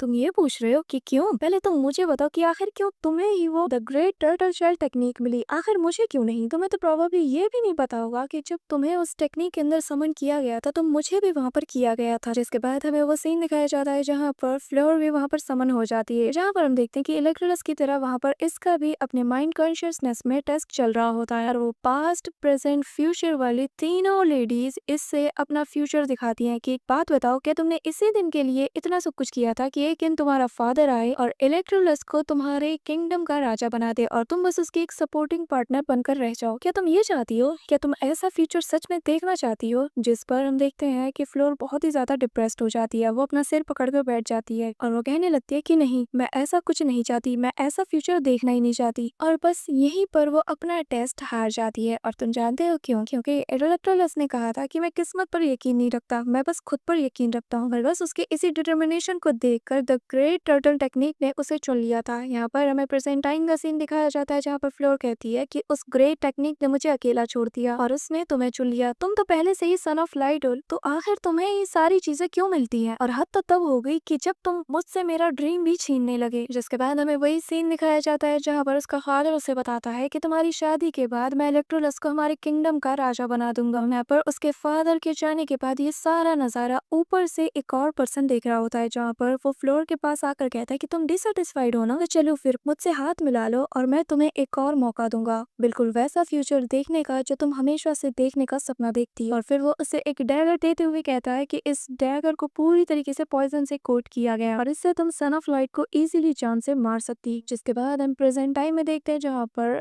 फ्लोर फिर से उस डैगर को उसके अंदर जोर से प्रेस करते हुए कहती है कि काश इलेक्ट्रोलस तुम इस दुनिया में एग्जिस्ट ही नहीं करते। और फिर वो उस डैगर को उसके अंदर से निकाल देती है, जिससे इलेक्ट्रोलस दूर जाकर गिरता है। इसी के साथ उसकी आंखें बंद हो जाती है और हमें एक नरेटर वॉइस बताती है कि वो दिन ये लाई केसी की लाइफ का सबसे बुरा दिन था। इसी दौरान वहाँ पर केशी भी आ जाता है, जो कि कहता है कि लगता है हमारा प्लान बहुत ही अच्छे से एग्जीक्यूट किया गया है। जिसके बाद वो इलेक्ट्रोलस को उठाता है और कहता है कि मैं तुम्हें बहुत ही अच्छी जगह पर पहुंचाने वाला हूँ। इसी दौरान एक थंडर लाइट आकर उसे हिट हो जाती है। जिसके बाद वो नरेटर वॉइस कहती है कि जिस खंजर से आज इलेक्ट्रोलस का अटैक किया गया था ना, उसका दर्द बहुत ही ज्यादा था, क्योंकि उसमें जो पॉइजन लगा था वो इलेक्ट्रोलस की बॉडी को अंदर से ही खा रही होती है। लेकिन ये दर्द उस दर्द के आगे कुछ भी नहीं है जो उसे उसके प्यार ने दिया था। इलेक्ट्रोलस इस हद तक लाचार होता है कि वो कुछ भी नहीं कर पाता। उसके मदर एंड फादर आकर उसके लिए फाइट करते हैं और फिर उसकी आंखों के सामने उसकी मदर की जान चली जाती है, जिससे इलेक्ट्रोलस बुरी तरीके से टूट जाता है। जिसके बाद फ्लोर अपना ईगल साइड दिखाने लगती है और पूरे पांगू के लोगों को जान से मारना शुरू कर देती है। हमें दिखाया जाता है कि उसके दोनों मास्टर उसे वहां से सेफली ले जाने की कोशिश करते हैं। जिसके बाद वो दोनों उसे एक जगह पर लिटा देते हैं और कहते हैं कि यहाँ पर आराम करो, तुम्हें यहाँ पर कोई ना कोई लेने जरूर आ जाएगा। लेकिन हमें वो नरेटर वॉइस बताती है कि इलेक्ट्रोलस की लाइफ की वो काली मनहूस रात ने सब कुछ बदल दिया। उसके मदर फादर, उसके दोस्त, उसके गार्ड्स, यहाँ तक कि उसके किंगडम के सारे लोगों को जान से मार दिया गया। वहाँ पर कोई भी सरवाइव नहीं कर पाया सिवाय इलेक्ट्रोलस के। जिसके बाद हम देखते हैं कि वही बच्चा इलेक्ट्रोलस के सामने आकर कहता है कि क्या आप ठीक हो, और फिर वो अपने साथ कुछ और लोगों को भी लाता है और वो लोग उसे ले जाते हुए कहते हैं कि चिंता मत कीजिए, हमें हमेशा से ही सन ऑफ लाइट पर बिलीव रहेगा। जिसके बाद वो सभी लोग मिलकर इलेक्ट्रोलस को होली चर्च के पास ले जाते हैं और भाई जैसे ही दरवाजा खुलता है इलेक्ट्रोलस के होश उड़ जाते हैं। जहाँ पर हमें दिखाया जाता है कि होली चर्च का रॉयल पोप भी इन सभी के साथ मिला था और ये बंदा शुरू से ही हर काम में इन्वॉल्व था। जिसके बाद वो कहने लगता है कि इलेक्ट्रोलस तुम्हारी मौत के साथ ही हमारा हमारा ग्रेट रिचुअल शुरू होगा, जहाँ पर पोक के दोनों साइड पे केशी और फ्लोर दोनों मौजूद थे। जिसके नेक्स्ट सीन में हम देखते हैं कि वो छोटा बच्चा इलेक्ट्रोलस पर पीछे से वार करता है और पोक के नारे लगाने लगता है। जिसके बाद केशी भी आकर उस पर अटैक करता है और वो भी उसका नारा लगाता है। एक एक करके सभी लोग उसके पेट पर अपने वेपन से वार करते हुए पोक के नारे लगाते हैं और फिर फ्लोर भी आती है और वो भी वही चीज रिपीट करती है। यार कहाँ कमी रह गई थी। यहाँ पर हम देखते हैं कि इलेक्ट्रोलस की हालत बहुत ही ज्यादा खराब हो जाती है। वो जमीन पर अनकॉन्शियस होकर गिरा होता है। इसी दौरान हमें नेक्स्ट सीन में सन मून स्नेल को दिखाया जाता है, जहाँ पर वो इलेक्ट्रोलस को फील करता है और कहता है कि वो जरूर किसी खतरे में है। और फिर वो आगे कहने लगता है कि अच्छा तो हमारा एंड ऐसे होगा क्या। इसी के साथ हमें नेक्स्ट सीन में दिखाया जाता है जहाँ पर इलेक्ट्रोलस कोई फॉर्मेशन बार बार क्रिएट करने की कोशिश करता है, जो देखकर गॉड ऑफ डेथ उससे कहने लगता है कि इलेक्स अब बस भी करो, तुमने हजारों टाइम ये चीज रिपीट किया है लेकिन तुम एक भी बार कामयाब नहीं हुए हो। यहाँ पर सन मून स्नेल ने अपनी पूरी पावर लगाकर तुम्हारा एक डुप्लीकेट क्रिएट किया ताकि वो पोक की नजर से तुम्हें बचा सके, क्योंकि वो तुम्हें इस हालत में कभी भी नहीं देख सकता। और तुम जो कर रहे हो ये कभी भी पॉसिबल नहीं, क्योंकि जो एक बार मारा जाता है वो कभी भी वापस जिंदा नहीं हो सकता और ये क्रिएटर का ही एक रूल है। यहाँ पर हम देखते हैं कि इलेक्ट्रोलस फिर भी हार नहीं मानता और वो एक के बाद एक फॉर्मेशन बनाने की कोशिश करता है, जिसके बाद फाइनली वो अपने फादर और अपने फैमिली के बाकी के मेंबर्स को वहां पर क्रिएट कर लेता है। लेकिन जैसे ही वो उनमें जान डालने की कोशिश करता है, अचानक से वो पूरा फॉर्मेशन ब्रेक हो जाता है, जो देखकर गॉड ऑफ डेथ कहने लगता है कि देखा मैंने तुमसे कहा था, यहाँ तक कि मेरे पावर्स भी किसी काम के नहीं। जिस पर इलेक्ट्रोलस गुस्से के साथ कहता है कि अपनी बकवास बंद करो, क्योंकि जितने भी इनोसेंट जान आज यहाँ पर मेरी वजह से गई है मैं उन सभी को फील कर सकता हूँ। मैं कुछ भी करके उन्हें हर हाल में आज यहाँ पर वापस जरूर लाऊंगा। जिसके बाद इलेक्ट्रोलस एक के बाद एक लगातार फॉर्मेशन में फॉर्मेशन बनाता रहता है। वो अपनी सारी एनर्जीज को यूज करता है लेकिन हर बार उसका रिजल्ट सेम ही होता है, जो देखकर गॉड ऑफ डेथ कहने लगता है कि मेरा टाइम वेस्ट करना बंद करो। ये कहते साथ ही वो वहां से जाने लगता है कि तभी हम देखते हैं कि वहां पर गॉडेस ऑफ लाइट उन दोनों के सामने आ जाती है। जिसके बाद वो उसके फादर की तरफ अपना हाथ आगे बढ़ाती हुए कहती है कि मैं जो अब ये करने वाली हूँ ये मेरी लिमिट है। और फिर नेक्स्ट सीन में हम देखते हैं कि वो उसके फादर को जिंदा कर देती है। अपने फादर को जिंदा देख कर इलेक्टर से लहर नहीं जाता और वो दौड़ते हुए जाकर उन्हें हक कर लेता है और रोते हुए उनसे माफी मांगता है। और फिर वो उसके आगे रोते हुए कहता है कि प्लीज फादर मुझे माफ कर दीजिए, मेरी मदर के लिए, हमारी पूरी कंट्री के उन लोगों के लिए जिनकी जान बेवजह चली गई, ये सब कुछ जो भी हुआ वो सब मेरी गलती है। जिस पर उसका फादर कहता है कि मेरे बच्चे इसमें तुम्हारी कोई गलती नहीं, गलती अगर किसी की है तो वो मेरी है, अगर मैंने तुम्हें उस टाइम फोर्स नहीं किया होता।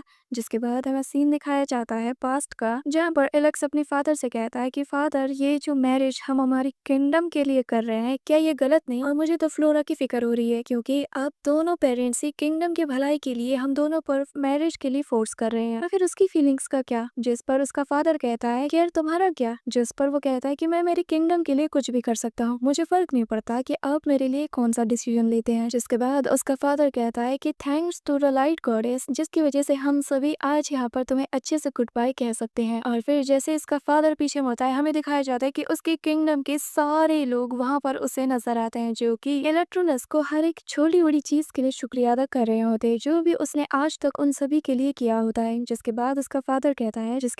फादर उससे कहता है कि मेरे बच्चे एक बात हमेशा याद रखना, जो प्यार हम सब तुमसे अब तक करते आ रहे हैं ना, ये मरने के बाद भी कभी भी कम नहीं होने वाला। भले ही हम में से कोई भी तुम्हारे साथ इस वक्त मौजूद ना हो, लेकिन हम सभी का प्यार हमेशा तुम्हारे साथ रहेगा। और मेरे बच्चे, हमें लाइट गॉडेस ने ज्यादा वक्त नहीं दिया, तो इसलिए मैं चाहता हूँ कि तुम अपना बहुत ही ज्यादा अच्छे से ख्याल रखना। ये कहते साथ ही वो सभी लोग वहाँ से डिसअपियर होने लगते हैं, जो देखकर इलेक्ट्रोलस उनका पीछा करते हुए कहता है कि प्लीज मुझे छोड़कर मत जाइए। जिसके बाद वो जमीन पर पड़ा हुआ कहने लगता है कि ऐसी दुनिया जहाँ पर आप में से कोई भी ना हो, तो उस दुनिया में मैं जी कर क्या करूंगा। और ये सीन वहाँ गॉड ऑफ डेथ और लाइट गॉडेस दोनों ही देख रहे होते हैं। जिसके बाद हम देखते हैं कि वो दोनों ही उसके सामने आ जाते हैं और लाइट गॉडेस कहने लगती है कि इलेक्ट्रोलस तुम सन ऑफ लाइट हो और भूलो मत कि तुम्हारा मिशन क्या है, क्योंकि ह्यूमन मैनकाइंड अब एक ऐसी सिचुएशन में है जहाँ पर इन सभी ने लाइट गॉडेस को बिट्रे करके अब उस पोप को एज अ गॉड मानकर उसकी पूजा करने लगे हैं, और जो भी उसके खिलाफ जाने की कोशिश कराई, ये लोग उसे जान से मार रहे हैं और जो अब तक 6000 सालों में कभी नहीं हुआ, इन लोगों ने बीते कुछ महीनों में ही वो कर डाला। लाशों का अंबार लगा चुके हैं ये लोग। इन लोगों ने चारों तरफ अपना राज फैला दिया है और जीते जी ही इस पूरी दुनिया को नर्क बनाकर रख दिया है और जिसका रूलर एक फेक गॉड है और तुम ऐसे चुप नहीं रह सकते। इसी दौरान हम देखते हैं कि गॉड ऑफ डेथ उससे कहने लगता है कि मैं तुम्हें अपनी पावर देने के लिए रेडी हूँ, जिससे कि तुम अपना बदला उन सभी से ले सको। जिस पर इलेक्ट्रोलस कहता है कि मैं रिफ्यूज करता हूँ और फिर वो कहने लगता है कि लाइट एंड डार्कनेस, एक बात बताओ, ये सब कुछ करने के बाद भी मुझे वो लोग तो कभी वापस नहीं मिलने वाले ना, जिन्हें मैं खो चुका हूँ। ये कहते साथ ही वो अपने द ग्रेट टर्टल टेक्निक को एक्टिवेट कर देता है, जो देखकर लाइट गॉडेस कहने लगती है कि इलेक्ट्रोलस आखिर ये तुम क्या करने जा रहे हो, भूलो मत कि तुम फ्यूचर में आगे चलकर न्यू लाइट गॉड बनने वाली हो। इसी दौरान गॉड ऑफ डेथ भी कहने लगता है कि हाँ, और अगर तुम चाहो तो तुम नेक्स्ट गॉड ऑफ डेथ भी बन सकते हो। जिस पर इलेक्ट्रोलस अपनी पावर को एक्टिवेट करते हुए कहता है कि मैं रिफ्यूज करता हूँ, ना मुझे गॉड ऑफ लाइट बनना है और ना ही मुझे गॉड ऑफ डेथ बनना है, क्योंकि ये सारी बस तुम लोगों के एक्सपेक्टेशंस है। पर मैं इलेक्ट्रोलस, मैं बस अपनी फैमिली और पेरेंट्स के साथ रहना चाहता हूँ। और फिर वो अपनी उसी टेक्निक को यूज कर देता है, जहाँ पर एक लेडी उसके आंखों को बंद करते हुए कहती है कि अच्छा तो तुम ये चाहते हो, पर एक बात याद रखना, तुम जो करने जा रहे हो यहाँ से वापस आने का कोई रास्ता नहीं। जिसके बाद हम देखते हैं कि इलेक्ट्रोलस अचानक डार्कनेस की गहराइयों में जाने लगता है, जिसके बाद हमें एक नरेटर वॉइस बताती है कि इलेक्ट्रोलस जिस दुनिया और जिस डायमेंशन में इस वक्त है, वहाँ पर इसने 10,000 साल गुजारे हैं और 10,000 साल ये जिया भी है और 10,000 साल बार ये मरा भी है और इस 10,000 सालों में इसने 10,000 बार उसी दर्द से गुजरा है। जिसके बाद finally Electrolus the great turtle technique को यूज करके वो इंसान बन ही जाता है जो वो अब तक बनना चाहता था। जिसके बाद इसने उस पावर का यूज करके फाइनली उस चीज को भी क्रिएट कर लिया था जो इसकी अब तक की सबसे ग्रेट क्रिएशन है और तुम देख ही सकते हो ये चीज क्या है। जिसके बाद वो उन स्टेप्स पर चढ़ते हुए अपने एक एक फैमिली मेंबर्स को याद करता है, अपने फ्रेंड्स को याद करता है और वहां मौजूद अपने किंगडम के उन बाकी इनोसेंट्स लोगों को भी याद करता है जो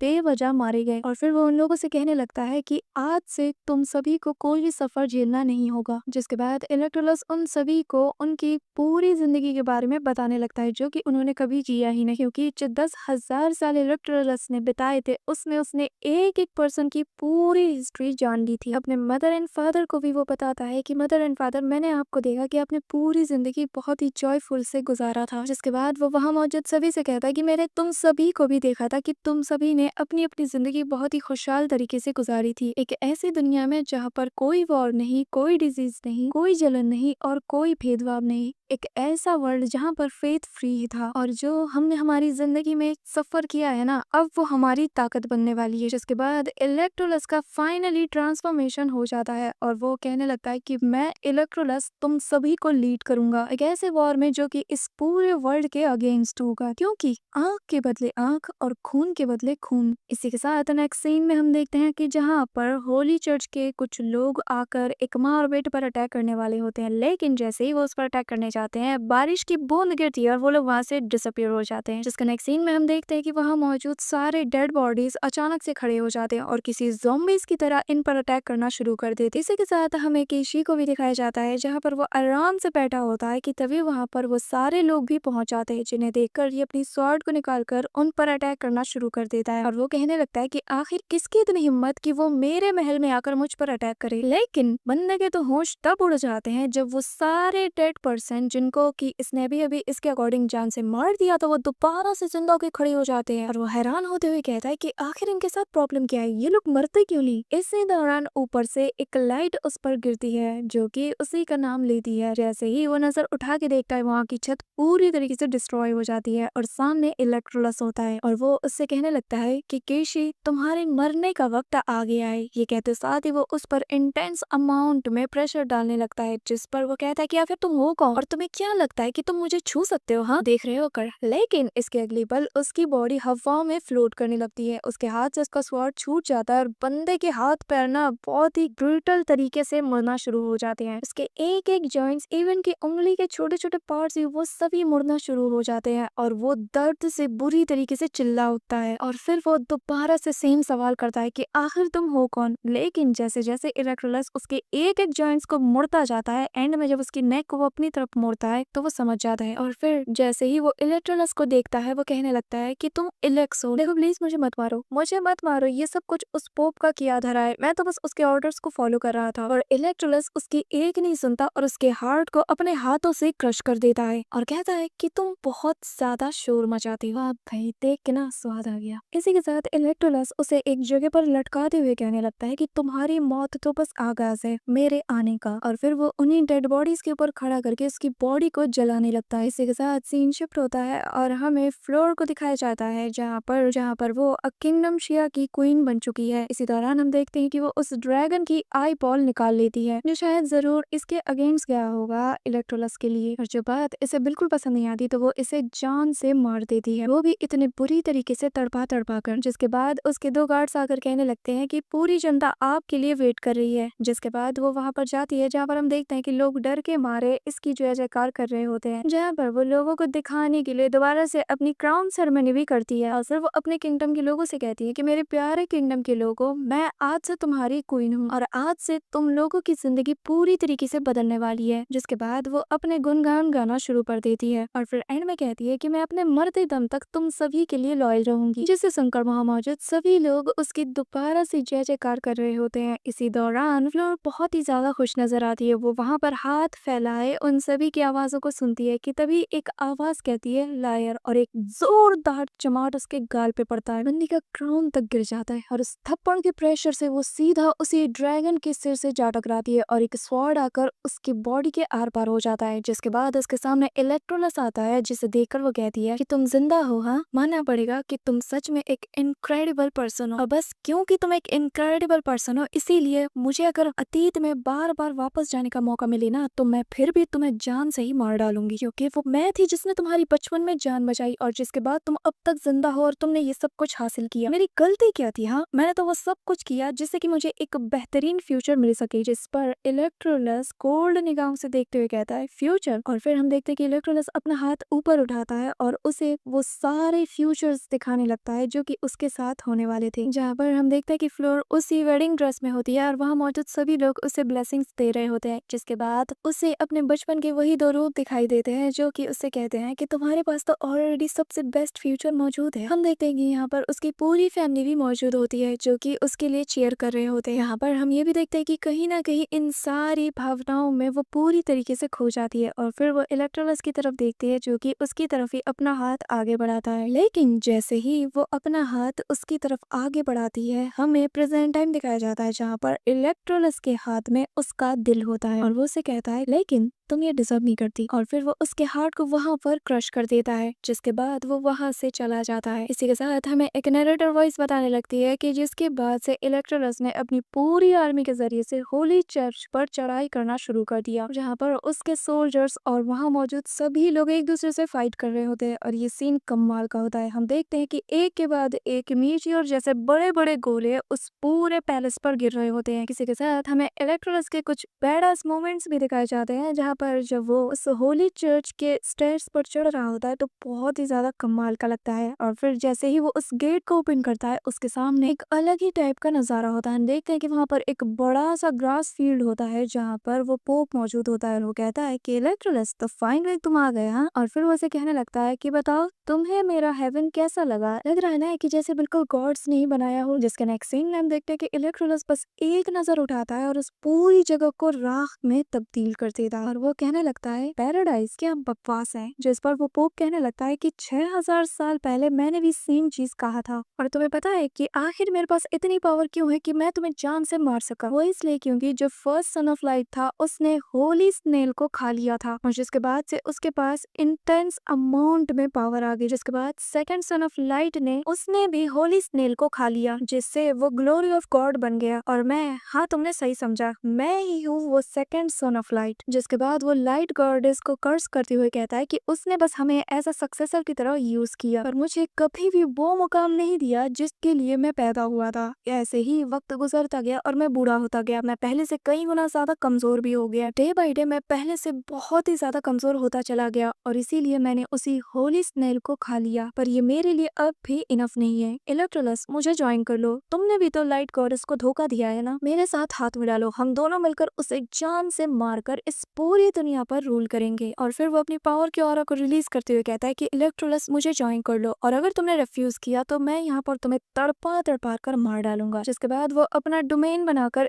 इलेक्ट्रोलस को उसमें ट्रैप करने की पूरी कोशिश करता है, लेकिन इलेक्ट्रोलस अपने एक ही स्लैश से उसके डोमेन को तोड़ते हुए कहता है कि तुम और गॉड और रूल करोगे, जिस पर वो पोप अपने फॉर्मेशन को एक्टिवेट करता है और अपनी पावर को रिलीज करते हुए कहता है कि हाँ तुमने सही सुना, मैं ही हूँ गॉड, और फिर वो उस पर अटैक कर देता है। लेकिन हम देखते हैं कि इलेक्ट्रोलस बिजली की स्पीड से सभी अटैक को काटते हुए कहता है कि तुम्हारे जैसे सेल्फ प्रोक्लेम्ड गॉड और तो कुछ खास नहीं, बस एक घटिया इंसान है। ये कहते साथ ही वो हवा में जंप करके अपने स्वॉर्ड्स के स्लैश अटैक से उसके फॉर्मेशन पर एक के बाद एक अटैक करता चला जाता है, जिससे उसका फॉर्मेशन टूट जाता है। वो पोप कहता है कि तुम पहले से बहुत ही ज्यादा पावरफुल हो गए हो और अब मुझसे इंतजार नहीं होता कि मैं कब तुम्हें डिवोर करूं। इसे खाने की बात कर रहा है, जिसके नेक्स्ट सीन में हम देखते हैं कि वो वहां पर अपनी पूरी जिद्दोजहद लगाकर एक बड़े सी फॉर्मेशन को इलेक्ट्रोलस के ऊपर क्रिएट कर देता है। लेकिन इलेक्ट्रोलस स्माइल करते हुए कहता है कि क्या तुम मुझे छू भी सकते हो, और फिर वो उसके पूरे फॉर्मेशन को तोड़ देता है। जिसके नेक्स्ट सीन में इलेक्ट्रोलस अपनी पावर को एक्टिवेट करता है, जो देखकर वो पोप भागने लगता है और इलेक्ट्रोलस पीछे से उस पर अटैक करता रहता है। लेकिन ये चूहे बिल्ली का खेल ज्यादा देर तक नहीं टिक पाता और हम देखते हैं कि इलेक्ट्रोलस फाइनली एक स्लैश अटैक कर देता है, जिससे वो पोप वहीं पर रुक जाता है और फिर वो भी अपनी फुल पावर को एक्टिवेट करता है और फिर वो अपने स्वॉर्ड को ऊपर करते हुए इटर्नल पावर नाम के अटैक को यूज करता है, जिससे वहां पर जमीन से बड़े बड़े स्टैचूज ऊपर आते हैं। जिसे देखकर इलेक्ट्रोलस कहता है कि ये वो हेल है जिसे कि तुमने बनाया है और जिसे तुमने उन मासूम और बेगुनाह लोगों के खून से बनाया है। जिस पर वो पोप कहता है कि इससे क्या फर्क पड़ता है कि आखिर ये हेल है या फिर हेवन, जब तक मैं इस वर्ल्ड पे रूल कर रहा हूँ इससे फर्क नहीं पड़ता कि ये क्या बन रही है। जिस पर इलेक्ट्रोलस कहता है कि तुम्हारे जैसे घटिया इंसान से और उम्मीद भी क्या की जा सकती है। जिस पर वो पोप उससे कहता है कि बस इंतजार करो, एक बार मैं बस तुम्हें डिवोर कर लूँ ना, फिर तुम इमॉर्टैलिटी वाली पावर को फील करोगे। ये कहते साथ ही हम देखते हैं कि वो एक बहुत ही क्रीपी और इविल टाइप के लुक में आ जाता है, जिसके बाद वो इलेक्ट्रोलस पर अटैक करने के लिए उसकी तरफ रश करता है। जिस पर इलेक्ट्रोलस कहता कि मैंने कहा ना कि तुम बहुत ही ज्यादा कमजोर हो। ये कहते साथ ही वो उसके अटैक को रोक लेता है और कहता है कि अब जरा मुझे दिखाने दो कि गॉड लेवल पावर किसे कहते हैं। ये कहते साथ ही वो उस पर एक के बाद एक अटैक करता है। उन दोनों के बीच क्लोज कॉम्बैट चलती रहती है, साथ ही दोनों एक दूसरे से जुबानी जंग भी लड़ रहे होते हैं और फिर वो पोप पागलों की तरह इलेक्ट्रोलस पर एक के बाद एक लगातार अटैक्स करता रहता है, जिसके बाद फाइनली वो उसे पकड़कर उसे खाना शुरू कर देता है और कहता है कि बस देखना अगले ही पल मैं कितना ज्यादा पावरफुल बन जाता हूँ। लेकिन अगले ही पल हम देखते हैं कि इलेक्ट्रोलस कहता है मजा आया, जो सुनकर हम देखते हैं कि असल में वहां पर तो उसकी बॉडी का ये क्लोन होता है जिसे कि वो खुद ही खा रहा होता है। जिसके बाद उस पोप को बहुत ही ज्यादा गुस्सा आता है और वो इलेक्ट्रोलस की तरफ गुस्से के साथ बढ़ता है और जैसे ही वो उस पर अटैक करता है इलेक्ट्रोलस उसका हाथ पकड़ के उसके पेट पे अपने स्वॉर्ड से अटैक करते हुए कहता है कि तुम्हारे मरते साथ ही ये गेम भी ओवर हो जाएगा। लेकिन इसमें इतना दम होता है कि वो उसके स्वॉर्ड को पकड़ के कहता है कि तुम मुझे मारोगे, मैं तो ग्लोरी ऑफ गॉड हूँ, और फिर वो उसके स्वॉर्ड को तोड़ देता है, जो देखकर इलेक्ट्रोलस भी एक पल के लिए हैरान हो जाता है और फिर इलेक्ट्रोलस भी अपने असली रूप में आ जाता है और वो उसे उठा उठा के मार रहा होता है। हाथ घूसे चमाट कुछ भी नहीं छोड़ा था बंदे ने। और फिर वो उससे कहता है कि जब मुझे पता चला ना कि तुम एक बार सन ऑफ लाइट रह चुके हो तो ये बात मुझे चिड़चिड़ा बना रही है। जिसके बाद वो लगातार उस पर अटैक करता रहता है, जो देखकर वो वहां से भागने की कोशिश करता है, लेकिन बार बार इलेक्ट्रोलस उसके सामने आता है और फिर वो उससे कहता है कि मुझे डर है कि शायद डेथ भी तुम जैसे ट्रैश को एक्सेप्ट ना करे। जिसके बाद वो उसे मार मार कर जमीन पर दूर पटक देता है और फिर कहने लगता है कि हाँ तुमने सही सुना, तुम एक नंबर के ट्रैश हो। जिसके बाद वो उसके हेवन में एक बहुत बड़ा अटैक करता है जिससे चारों तरफ धमाके होते हैं। इसी के साथ हम देखते हैं कि वो पोप डिवाइन रिमेन्स कर्स एनाइलेशन नाम के अटैक को यूज करता है, जिससे वो अपने ही लोगों की एनर्जीज को अब्सॉर्ब करता है और उन्हें यकीन दिलाता है कि बस मुझे अपनी पावर दे दो, मैं सब कुछ ठीक कर दूंगा। जिसके बाद वो उन सभी की पावर को अब्सॉर्ब करने लगता है और इलेक्ट्रोलस से कहता है कि देखो लोगों के अंधविश्वास का नतीजा, तुम बस इनकी छोटी सी परेशानी को दूर करो और ये तुम पर अंधविश्वास दिखाना शुरू कर देंगे। और फिर हम देखते हैं कि वो उन सभी की एनर्जीज को यूज करके वहां पर दो बड़े बड़े आग के गोले टाइप की चीजें बना लेता है। जिसके बाद वो उन दोनों पावर को मर्ज करते हुए कहता है कि मैं इन सभी के इनर फेथ से दुनिया को जिस भी एंगल में चाहे मोड़ सकता हूँ और आज तुम इस चीज का विटनेस करने वाले हो। यहाँ पर हम देखते हैं कि इलेक्ट्रोलस कुछ नहीं कहता और चुपचाप बस इस नजारे को देखता रहता है और अपने मन में सोचता है कि आखिर कोई अपनी सनक में इस हद तक अंधा कैसे हो सकता है। जिसके बाद फाइनली हम देखते हैं कि वो पोप एक बड़े से जायंट सन जैसी चीज को बना लेता है। वो उससे कहता है कि आखिर तुम सोच भी कैसे सकते हो कि तुम मेरे पावर का मैच कर पाओगे। और उसके इसी सीन को देखकर इलेक्ट्रोलस को अपनी फादर की कही गई एक बात याद आती है, जहाँ पर उसने कहा था कि मेरे बच्चे तुम यहाँ पर जो लोगों का प्यार देख रहे हो ना, जो ब्लेसिंग्स वो तुम्हें दे रहे हैं, तो मेरे बच्चे यही चीज ट्रू इटर्निटी है। और जिसे याद करते हम देखते हैं कि इलेक्ट्रोलस उससे कहने लगता है कि तुम्हारे जैसे घटिया इंसान को तो कब का मारा जाना चाहिए। जिसके बाद वो उस स्पोक के दोनों हाथों को बांध देता है, पैरों को भी, और अपने उन्हीं मरे हुए लोगों से उस पर अटैक करवाता है, जहाँ पर उसके मदर फादर, उसके फ्रेंड्स, उसके गार्ड्स, उसके मास्टर सभी लोग एक के बाद, इवन की पूरी